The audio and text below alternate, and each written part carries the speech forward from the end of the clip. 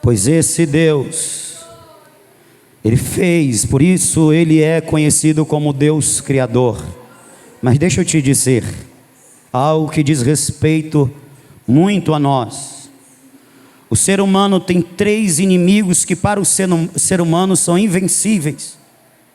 Pois o nosso rei venceu, os venceu. O nosso rei venceu o pecado.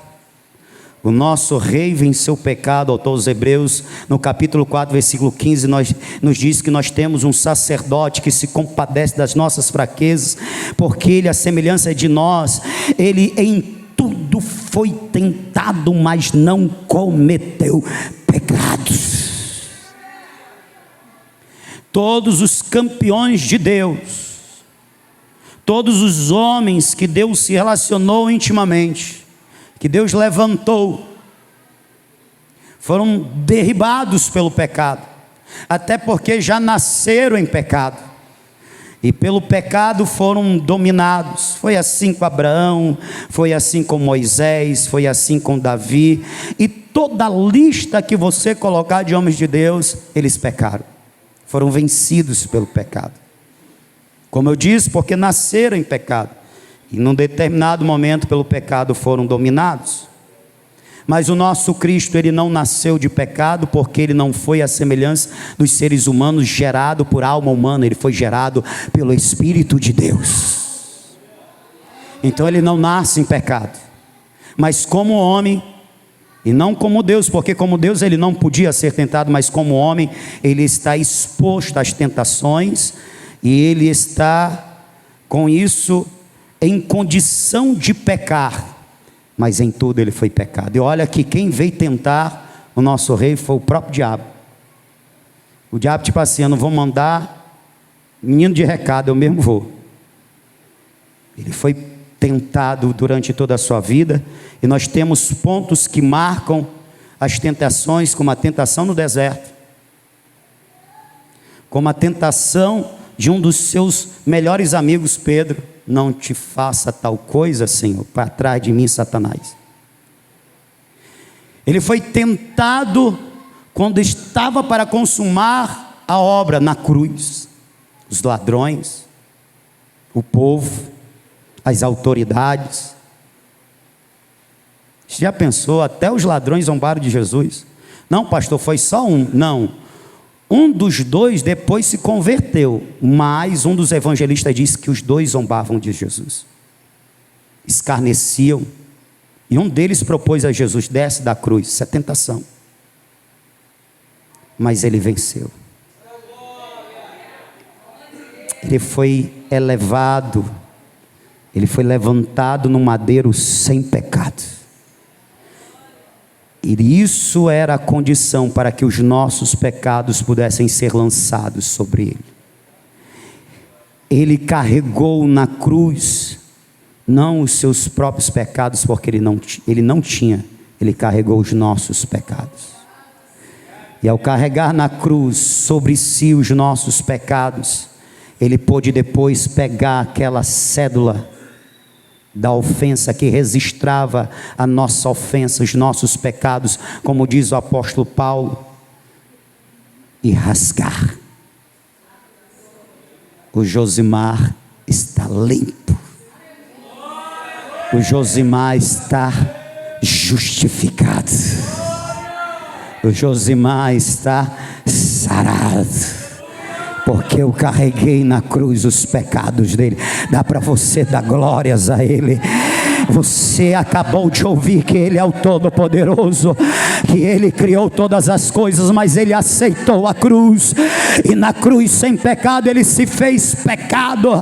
Aleluia. Na cruz sem pecado ele se fez maldito por causa da maldição que era sobre nós, mas ele venceu o nosso inimigo, o pecado, na cruz. Aleluia. Ele venceu o nosso segundo grande inimigo, Satanás e seus demônios. Irmãos, tem uns pregadores que não entenderam a morte de Cristo na cruz, e faz uma mensagem até bonita, empolgante, dizendo que quando Jesus morreu na cruz, expirou, entregou o Espírito, teve festa no inferno. Uau! Vencemos! Teria tido festa no inferno se Jesus tivesse morrido em pecado, mas como ele morreu sem pecado, ele é o Cordeiro de Deus que tira o pecado do mundo. Ele é o Cordeiro que foi morto, mas reviveu. Oh, aleluia! Oh, aleluia! Quando Jesus disse, está consumado, tetelestai, ele está dizendo, foi feito. Agora, Pai, recebe o meu espírito, recebe a minha oferta, aleluia, a oferta para a remissão dos pecados do Francisco, do João, da Maria, do José, aleluia. Você pode dar glória a Deus. Quando ele expira na cruz, o que acontece? Aonde está o diabo reunido com seus demônios? É uma perturbação, aleluia. Ele fica perturbado porque ele sabe que ali Jesus o venceu, o derrotou, aleluia.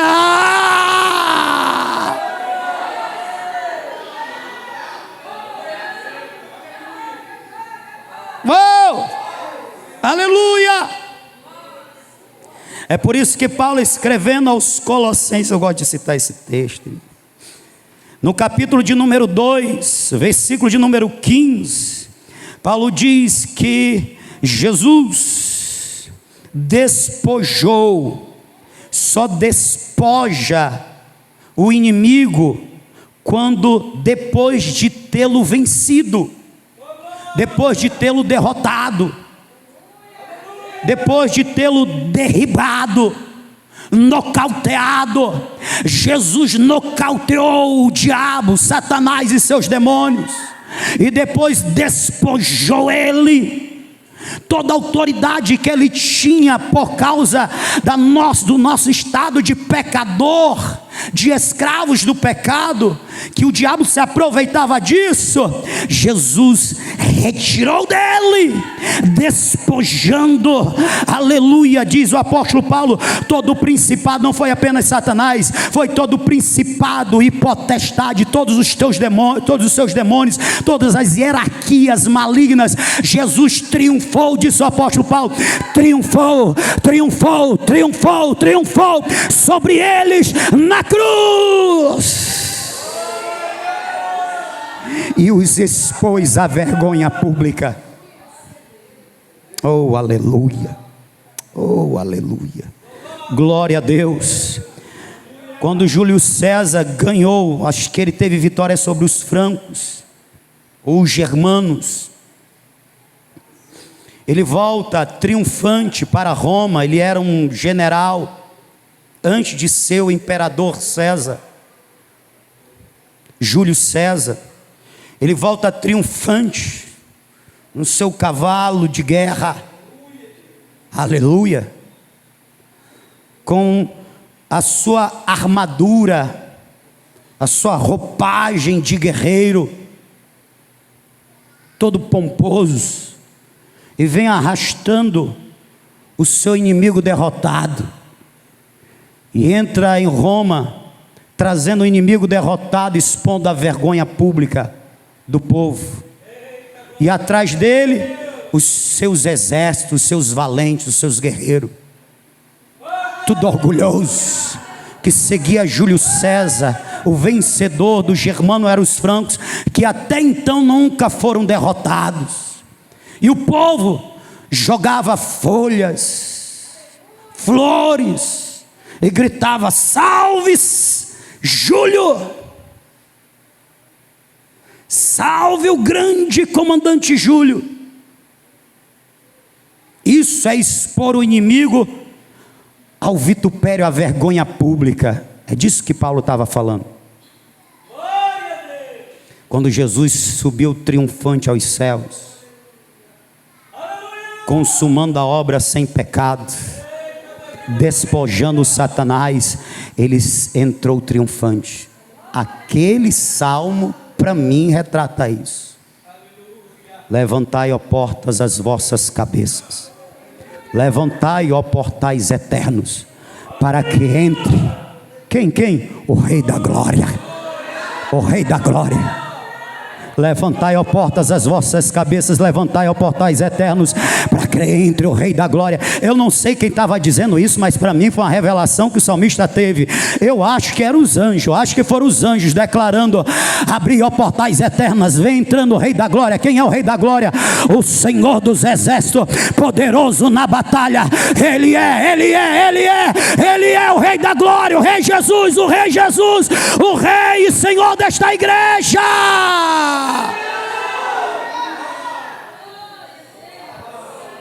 Agora você entende porque um crente, um salvo, ele diz assim para um Satanás, para um capeta que está incorporado, no nome de Jesus: sai! E o capeta sai. Ele pode até se apresentar: quem é tu? O Lúcifer. Quem é tu? O Satanás. Quem é tu? Os 7 facados. Eu estou falando esses nomes, tem crente que tem medo, viu? Cuidado, pode ser crente, mas não ser salvo. Está tendo medo depois de uma mensagem dessa, mesmo. Se tu não tivesse ouvido nenhuma mensagem, mas ouvindo essa, tu era para estar todo assim. É isso mesmo. Lembra do César Júlio, que ainda não era o César, entrando, todo pomposo, no seu cavalo, ó, e os soldados valentes atrás? Tudo orgulhoso. Por que está orgulhoso? Porque eu servo o campeão.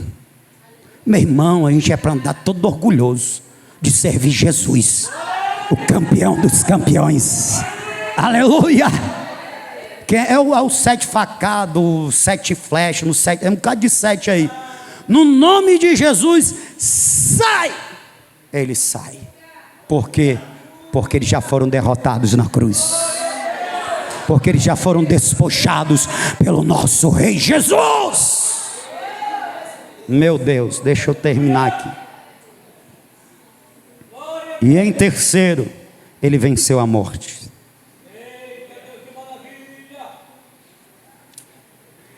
Os 3 inimigos que o ser humano não consegue vencer, o nosso Jesus venceu. Ele venceu como homem.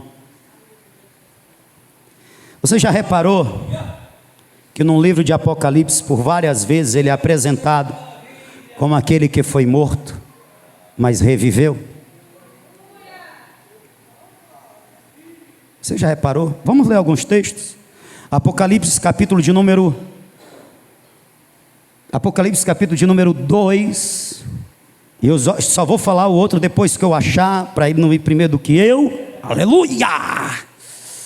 Apocalipse capítulo de número 2, versículo de número 8, diz assim: ao anjo da igreja de Esmirna escreve: isto diz o primeiro e o último, o que foi morto e reviveu. Eu morri, mas eu venci a morte, por isso eu estou vivo. Aleluia! Mas olha o que diz o capítulo 1, versículo de número 18: eu sou o que vivo, fui morto, mas estou vivo para todo sempre, e tenho as chaves da morte e do inferno. Aquele que você não pode derrotar, eu derrotei. Aquele que você não pode vencer, eu venci a morte, eu triunfei sobre a morte, eu tenho agora o domínio sobre a morte. Aleluia! Por isso que ele disse: eu sou a ressurreição e a vida. Aquele que crê em mim, ainda que esteja morto, viverá. É por isso que ele disse: eu sou um pão vivo que desce do céu. Quem comer deste pão, eu ressuscitarei no último dia. Ele tem poder sobre a morte. A morte não pode vencê-lo.